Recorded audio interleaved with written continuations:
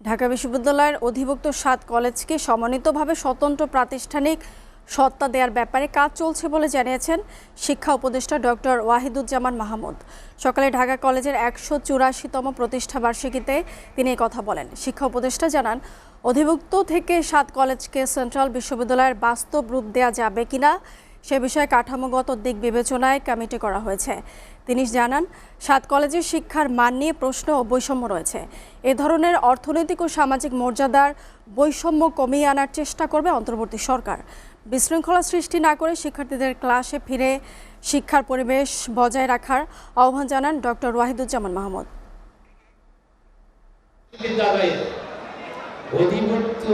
অধিভুক্তি থেকে এই